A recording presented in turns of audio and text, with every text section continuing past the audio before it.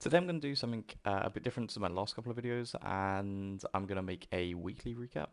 Couple of reasons for this. One, I felt that daily recaps already after just two were actually putting a little bit of pressure on me to perform well, and I didn't really want to have that added into the normal pressure of stock trading. One day when I'm feeling more confident with it all, and I've maybe built a few more, built maybe a bit of a following or whatever, I'll go to daily recaps, but for now I'm just going to do weeklies. And also realized that the last videos were both super long for just one day. So I thought I would try to keep these a little bit more focused on actual trades, go through more trades so there's more interesting content. So that's what we're going to be doing. Um, I'm going to put out two videos this weekend. One is going to be the review of this week. I struggled a bit this week. It wasn't particularly good. I don't think I traded very well, certainly in the first half of the week. And because of that, the second video I'm going to do is all about how I then study when I have a bad week, how I refine my trading, and how I find the things that can be the difference between making money in the market and losing money in the market. So they're the videos. As I said, this is going to be a little bit more focused on just the trades, and then I'm doing another one on refining. So let's jump in. On Monday, there were two stocks I was looking at, and that was NUZE and GGPI. On NUZE, my thought process here was that we've had this massive move higher. We had a pullback day where we gapped up, so we actually closed pretty close to the close of day one. So I thought, okay, we've got a good chance for a short.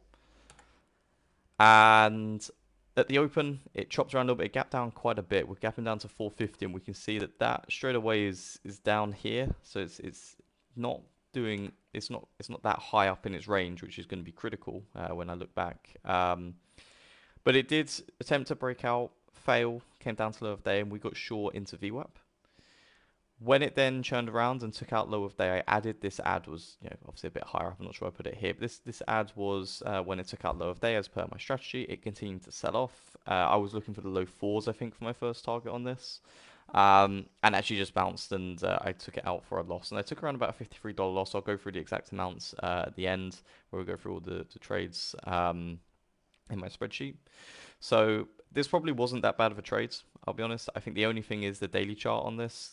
When we gap down, we're kind of getting away from the easy money. We've already had, it looks like, two relatively big sell-offs. So, we might have missed the opportunity on this one on day one and day two, which is fine. And we just have to accept that this isn't easy money anymore and move on.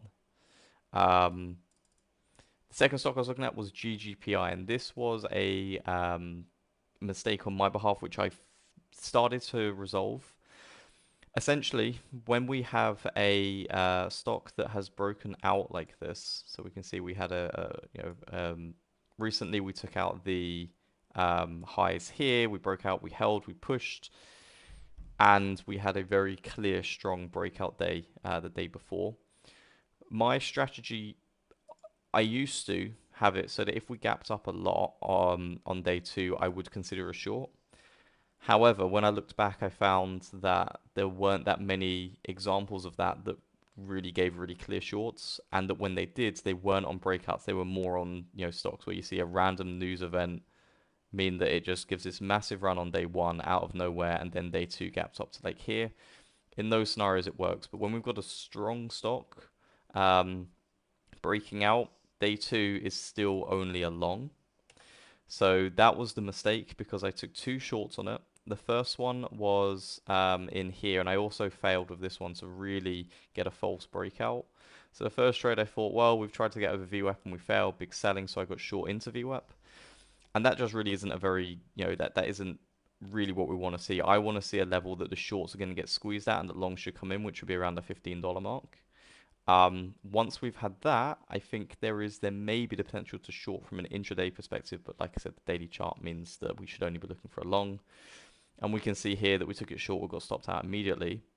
And the second trade, I kind of screwed up because I thought, okay, now we have had those false breakouts. It took out VWAP, and I took it short in here. And I think the main thing is we can see we are holding higher lows, holding the 50 EMA. during this period here, like if we're only long bias, I should be seeing this and going, okay, we've had a low of day that got taken out, trapping some shorts in here. We've rejected. We've got these sort of like holding under VWAP periods. We've got these sell-offs. These are all potential short traps. And then the squeeze was through 15, and we can see I got out of it here. And this was probably the legitimate long opportunity. We've got a really nice sort of flag on the intraday, nice ascending wedge. Multiple times this sort of like $15 area was tagged. So the entry should have been really on the break of 15 and would have had a really nice move higher. So the mistake here was that my daily approach wasn't great, and it did mean that on Monday I actually took pretty much my maximum loss. I lost around about $230, which is about the max I want to lose. Which is absolutely fine because I know that on a really good winning trade I'm going to make all of that back. It was just a little bit disappointing that I missed out essentially a really good long opportunity on GGPI and took it short instead. I also missed on that day some really good opportunities elsewhere on EVGO and AGC. So it was a day of missed opportunity, and I ended up kind of, I think searching a bit too much for trades. So Monday was not all that good. Moving on to Tuesday, and we had quite a few stocks. I had RIVN, GGPI. So let's have a look at those real quick. We'll start out with RIVN. So thought process here was, this is the daily chart. We've moved higher. We're gapping up. I thought we're pretty close to finding the short on this. We're really extended. I like trading IPOs early on. I think that the main issue I have here with trying to short an IPO like this is whilst it's still gapping up and looks strong, there's still a lot of people trying to buy and a lot of shorts, early shorts getting squeezed. I think it's better to wait for a level and it's like a clear change in how the stock is trading before looking to get short.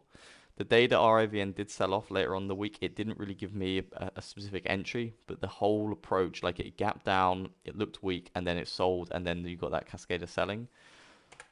On day one, we gapped up, we had a false breakout, which I thought maybe shows weakness. I got in short initially at VWAP, stopped out a high of day.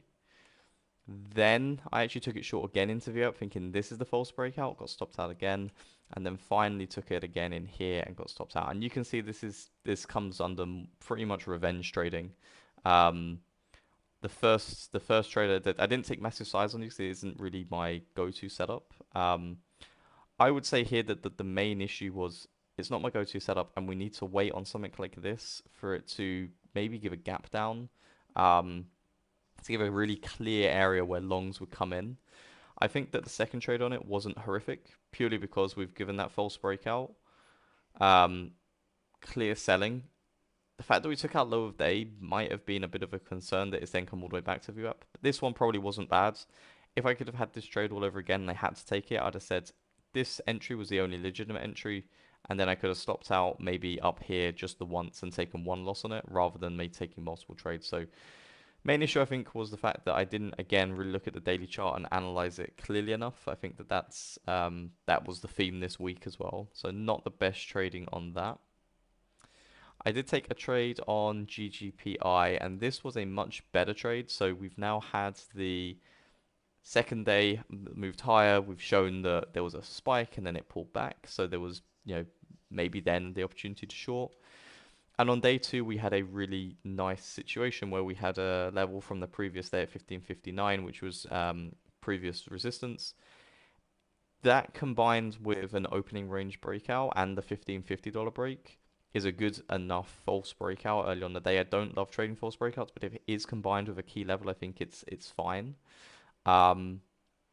Surge of volume came in. That was the sort of like the indicator that okay, buyers are coming in. This is the candle that really for me tells me that this is ready to come down. This big red selling candle. We shouldn't expect, if we're expecting this to go high, we shouldn't get this kind of selling. I got short into VWAP. I was a little bit worried when it first popped up, but is what it is. I missed my ad, and the reason I missed the ad was because I was wary that I'd already taken a loss on RIVN. I was wary that I'd taken a big loss the day before. I'd also taken a decent sized loss on Friday, and I didn't want to increase my risk on a trade that started like it was working. So I debated it for a few seconds and as a result missed. I should have set a stop limit order, and unfortunately I didn't. But even still, we took half the position out when we came into our first level of support, and then we came into the 1420s area, a little bit lower than that, and we couldn't continue lower, and I decided to take more of the trade, and I got the rest out for a little bit of profit. And that trade, you know, to put it into context, going into this trade, I was down to 86 on the week. This trade, I made $158, and it takes out like half, more than half of the loss, despite the 4 trades before being a loss. So risk reward is very good. It wasn't as good this week as it was last week, but you know, pretty decent. And I'm very happy with this trade. Obviously, we missed the ads, but other than that, it was all pretty good.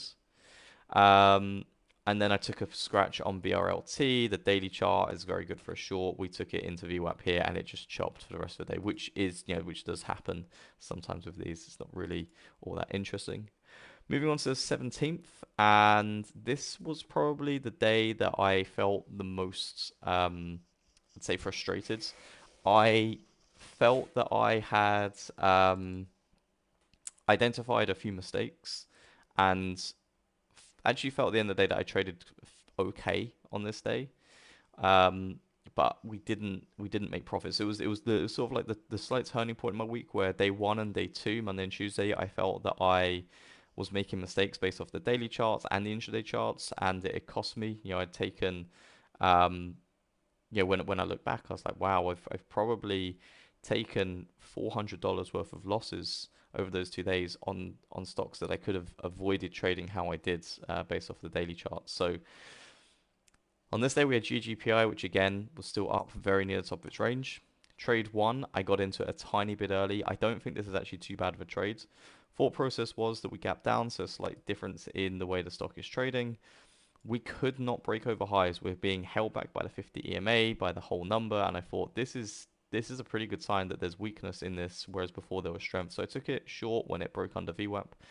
So I don't think that this is particularly bad, if I'm being honest. I grade it as a B purely because we haven't had an A plus false breakout. I don't mind it as a trade, if I'm being completely honest. I think it's actually okay. There was a trade later on in the week that I didn't take, which was very similar to this that worked out. So I think that the edge is there. I then took another trade, and the second trade I don't think was as good. We had now had that false breakout where we pushed higher, we failed to hold, so it was looking good. But this break of VWAP might not have been enough. I prefer to see it come down, like clearly break and get some, get some real selling power coming into it, and then come back.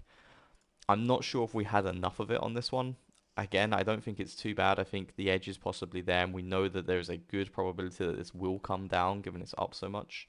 So we took it short and got stopped out. So locked in a couple of losses on GGPI. I did take a winner in between these.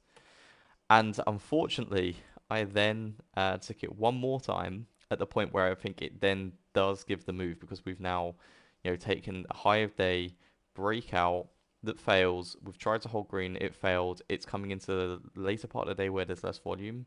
I got in short here and I took smaller size. Considering the risk on this was like 30 cent, I only took 150 shares rather than the normal position size, which should have been 300 shares. I took it all out into the close when I could have left a quarter, and then the next day I actually took out 14. Um, it's one of those where I think because I was concerned about taking another big loss on this day, I sized down on the trade that worked out. So bit unfortunate there. It wasn't, like I said, particularly good trading. Um, on this day, I did take another trade on MTTR, which was a winner, and one on MRAM. MTTR, on reflection, this daily chart is a little bit too strong, but we are up 2 days in a row, and I took it short when we failed. We tried to break over the highs, we failed. I got short into VWAP, added at low of day, covered some when we took out the previous close and started selling, and the rest out for about a scratch. So made pretty much the first loss on GGPI up or back. And I also took a trade on MRAM on this day. Go to daily chart again, 3 days up. Took it short into VWAP, and I closed out of this one a bit early. I should have held this for the close. So Thursday, I felt that like I was getting better at sort of like recognizing where the opportunities were. I just didn't execute it quite well enough. There was a couple of trades in there where I could have made more or lost less. So it was definitely a step forwards, but it wasn't great. But I was feeling more confident after this day. I felt that I had built some I made a step forward. And then we went into Thursday, which was my best day of the week. And this goes to show how important risk reward is. Um, IO and Q had had two big days. I'd missed two long opportunities the day before on this, and this was a bit of a theme as well throughout the week that I'd missed opportunities. I'd missed a couple of longs, I'd missed a couple of shorts, so I was a little bit frustrated in myself that I'd missed these opportunities, whilst at the same time being pretty happy that I knew they were there. IO and Q on this day, I was only looking for the short. We had a big day the previous, and I probably took the what I felt was the worst trade of the week here, my first trade. Going into this trade, this is where emotions really come into it. I was down around about 250 on the week, which isn't a huge amount given that like one winning trade will wipe that out. But the crucial thing is that I'd felt that on Monday I didn't trade well, Tuesday I didn't trade well, Thursday I felt I traded better and the edge wasn't as strong as it normally is. The Friday I hadn't traded well and I was feeling the pressure of my account, coming down, and it's not a nice feeling. There's a lot of those sort of questions that come in, like were the previous 2 weeks where I made like 22, 2300, whatever it was that a bit of a fluke? And am I now in a situation where the edge isn't as strong as I thought it was, and it isn't, and maybe there's a lot more false signals, and the win percentage isn't as good? So all of that sort of like playing around in my head meant that I ended up getting to this one a bit early. Um, it did make a new high and come down. I was so like focused on this has got to be it that I ended up jumping in here short, stopped out immediately, was in with pretty much full size into my biggest loss of the week of $109, which wasn't nice after having those few days. So at that point, I was feeling it a little bit. I didn't feel particularly great. It then did give the A plus opportunity, and fortunately, it worked out. After it took out the high of day, pushed higher and failed dramatically, I got in short of VWAP here. I think we could have instead waited for this here. Either's fine. I then added through low of day. So I ended up with the second trade with 100. I ended up with 80 shares short because it was quite volatile. Added in at low of day, and then we got really good covers. I took some out in the mid 30s, in the low 29s, and then the low 27s. And that ended up being my biggest trade of the week, and I made $286.76 on it.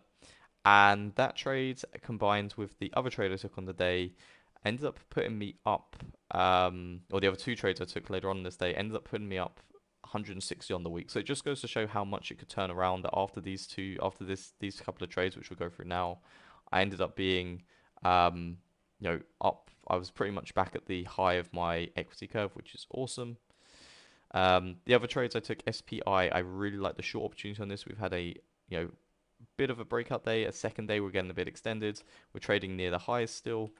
We attempted to push higher. This is a bread and butter setup for me. We fail. We get short into VWAP, add through low of day, covering into the support levels and the rest out for a scratch. That trade I made 177 on. And then the final trade I took was on GGPI, and this was a short. And again, I took less size. I could have taken on this trade more size as well, but didn't. We can see that had we held 50 shares from the previous day, that would have been a really big trade. Unfortunately, we didn't. What I love with this one was on the daily chart, we've got $14 as a key level of support. Once that level gets broken, I know a lot of people would be looking just to short it here. I don't like that because I feel that you can still get quite trappy there. I want to see clear selling, pulling back into the level, and then once we fail that level, whether it comes over and then can't hold over, whatever it is, once we've tested and failed at that level, I look to get short once we hold under VWAP. So I got in around here. Like I said, didn't take massive size. I only took a couple of hundred shares. I was probably risking 50 or $60.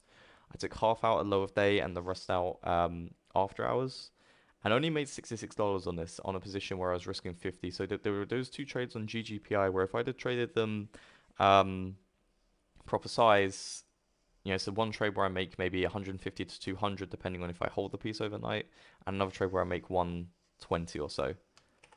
So I don't want to get into too many ifs and buts, but there is potential to have done even better on these couple of trades, which is always good because you see the growth. But after this day, like I said, I was up like 160 on the week, was pretty much back at the top of my equity curve, and felt really, really confident that I had worked through one of the problems and that I could at least recognize it.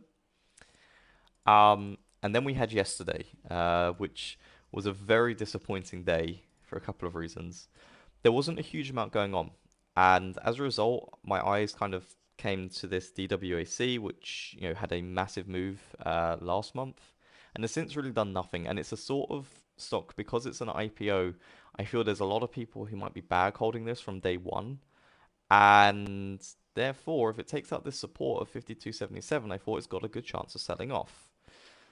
I got a little bit caught up in that idea and ends up taking a loss on it despite it giving a massive move, and that was pretty frustrating. And this really highlighted to me that when I get married to an idea, when I really focus on an idea, and thinking this has got to happen, it means I get into things too early. And that's going to be one of the things we go through later on when I refine my strategy and or look back and find mistakes. There is no false breakout here. I saw this and thought maybe this is the false breakout. Obviously, it came down. I got short on V up. I was just looking to get short this. I then added through low of day, which wasn't particularly clever. Really, we could have taken it short here, risked a high of day, and then said if it comes down, the risk reward is incredible. So I actually had an okay idea with this. Really poor execution. Had I waited for a false breakout, we had one here where we got stopped out on and one here. Had we waited for that, waited for it to then get under VWAP, taking it short in here, and then added through low of day, my first target was the 53 area, was that support. I mean, there was a bit of support in here if I remember correctly, so I might take some off, but look at this move. So I ended up taking a loss on this because I didn't execute my strategy very well. Next trade I took was an IONQ, and this was a real Seagate trade. And I think at the end of the week, there was a little bit of, I think there was an element of, I wouldn't necessarily say boredom, but I felt a little bit of burnout. I felt a little bit of, feeling a bit exhausted. My fatigue levels meant that as a result, was I not focused enough to be disciplined? I ended up taking IONQ long. This is a daily chart that I should only really be looking for a short on. I took it long thinking, oh yeah, we've got a level which has been tagged a couple of times. We've trapped some shorts. It's going to squeeze. This is just wishful thinking. There's no edge here whatsoever. This was a particularly bad trade. And then the final trade I took on IONQ was actually a pretty good trade. We can see now we have had these multiple spikes where longs have tried to get in and failed. We had a period where we actually held under VWAP. I got in too early on this one. I didn't get in where I put that red thing. I actually got in here, if I remember correctly. Held through this spike and then stopped out for a scratch later on. And it was a bit unfortunate because had we taken out this support level at 2750, I think that we would have come into low of day, which would have been my target. So it ended up being a scratch trade. So when all is said and done, this is my journal for this week. These are all the trades. So if you really want to, see the results of them, everything, you can pause and see them. In terms of the statistics, basic statistics, 20 trades. P&L at the end of it was $44.11. That's before borrows, and after borrows, it was negative $46.23. So the thing I'm happy with is I feel like I had a pretty bad week execution-wise, and I broke even, which for me shows that my C game has taken a step forward, because in the past when I traded like this, I would have taken a pretty hefty loss. But to have taken 20 trades where I've traded poorly and to break even shows A, I've improved on my C game, and B, that my edge is larger, because essentially I've been able to win at a relatively low or very low win percentage and actually break even still. So if we look at this win percentage at 35%, that's 7 out of 20 winners, and a risk reward of around about 2 to 1. The reason I think that the risk reward is poorer than what I target, because I target around about 3 to 1, is for a few reasons. One, I think there were bigger. There were a few. There were more trades this week which I took a maximum loss on because they were poorly executed and got in at points I shouldn't have done. And the second is there was a couple of winners where I took smaller size, which means that those two winners that should have been 120 or 150 were only $60, $70. When you've only taken 7 winners, that's quite a big difference. So risk reward wasn't particularly great this week. It was acceptable. Win percentage was low. Um, Crucially though, these are the stats I look at, and this is what I'll look at in the next video in terms of refining my A game, B game, C game, and how accurate I was with my daily charts. I also have down here my results in my A, B, and C game.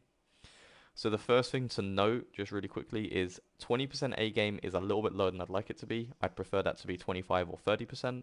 And my C game at 30% is a bit higher than I'd like it to be. That should be at 25% at maximum, ideally lower than that. The only thing I'd say is I think that my C game is better than what it used to be. So some of those C game trades might have been old B game, so there is a step forward. But the critical number here is that daily correct is only at 60%, and that means that only 12 out of my 20 trades I would look back at and say the daily chart was in line with the trade I was taking. If we look at the 8 trades that weren't, we had NUZ where it gapped down too much, took a loss. GGPI, it took a loss. I don't know why these pictures are so small. Either way, this is where the main issue is. It's what I'm going to go through in the next video.